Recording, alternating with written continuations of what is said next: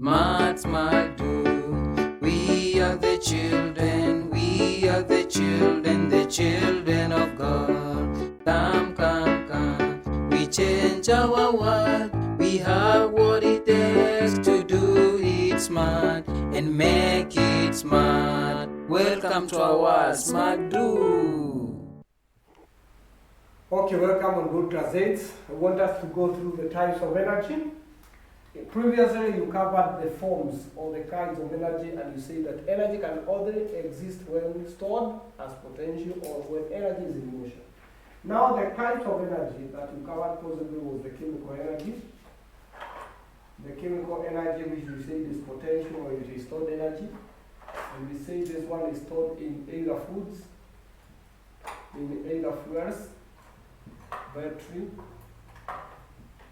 etc. These things store much energy. We also have the light energy. Light energy. Light is a strong form of energy. For example, light from the sun. We saw that the sun is the main source of energy. It is able to light the whole world, and it is one. That one tells you the quantity of light it induces. Well, in our country, every house has a bulb, has security light, but you cannot see a needle outside your house. And you have produced light with all the bulbs you have. Or you cannot see a needle on the tarmac road with all the bulbs that are in the city. But the sun is one, producing light as the only source of light during the day. And you can able to see everything. So light energy. Number two, if you ever wanted to know that light is strong, try to look at the sun directly.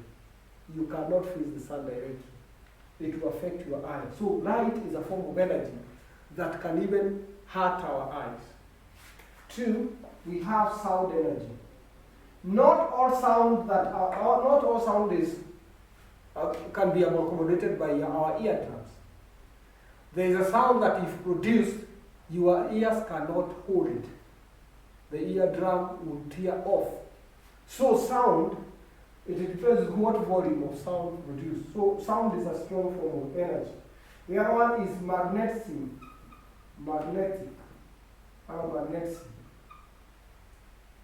Magnetism, it is currently being used in the communication.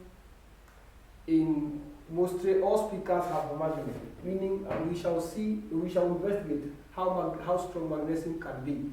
All the communication we are making through the phones, most of the time, is as a result. This is a battery. I wanted you to see one of the chemical energy in use. This is a battery used to run the mobile phone. So once it is fully charged, it is able to operate the communication. So having seen that, now we get to the other part. We also have another energy known as electricity. Electricity is also a very strong of energy.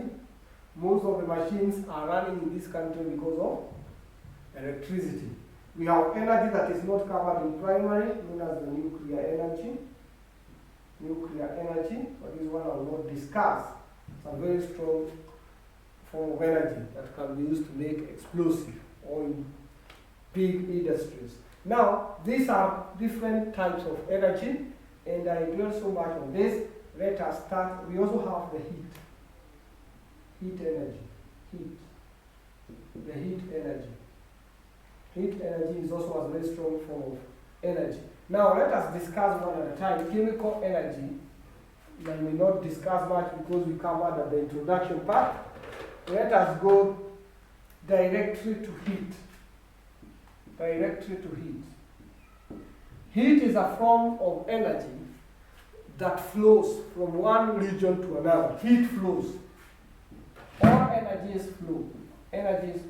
So heat flows from one region to another, or one point to another. From one point, let me use the one point. From one point to another. And for heat to flow, heat is a very strong form of energy. No one can touch it is not possible to touch fire. Why? Because of the heat in the fire. So heat flows either in form of radiations. This is where heat flows without any medium.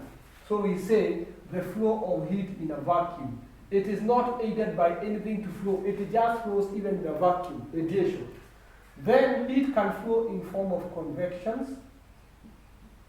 This is where heat flows either through water or a liquid, or through a gas. Then we have conduction. This is where heat flows through a conductor. Fluid flows through a conductor, and a conductor is mainly a solid, flows through a solid. Heat flows in those three forms. And just to mention, in the radiation, the sun is very many kilometers away from us and 100 times larger than the earth. Then we are here on earth. We are all here on earth, on the surface. Then we have the atmosphere. This is the gas. Then we have a vacuum. No gas.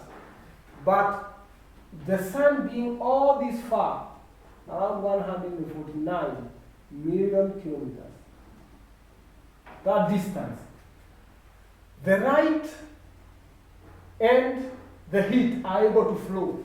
Maybe the light you are receiving right now was released by the sun some few minutes ago or some few. So the heat and light must flow very fast. This distance is very, very far. So it took a lot of time to reach it. So this distance. How comes heat is able to reach the earth?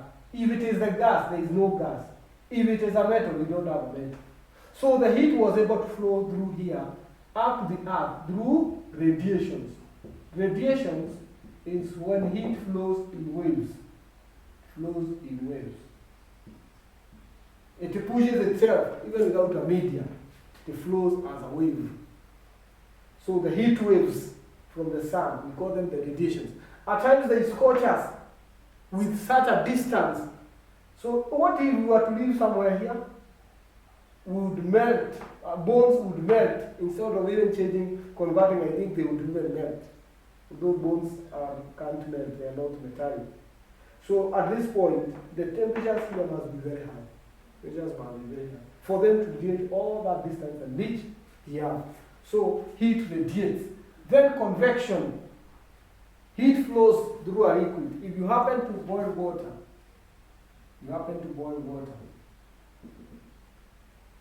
at this point, this water was originally cold, but after touching the same liquid, you realize that the liquid is uniformly hot. How comes the heat was moved from here and it got into the water? It was flowing through what we call convections. We draw the right diagram. Heat source is this. It gets to the surface, gets back, and gets up, gets back. So that's how the convections. These are the convections in liquid. The convections in liquids. Then we have, if you happen to see a burning fire here, you drop a paper. The paper cannot fall where the fire is. It will be pushed upwards by the hot rising air. This is what we call hot. It behaves hot and it goes back. This is hot rising air current. Air current. A current is a movement of a liquid or a fluid. So that movement, so the paper will be pushed upwards by the convections. That's why you see that air is moving. When the air is heated, it gains movement. So the transfer of such is known as the convections. Those are what we call the convections. Just to trick your brain before I conclude, let me ask a simple question. There are three things that I will test here. I have a metal, then I have another metal here,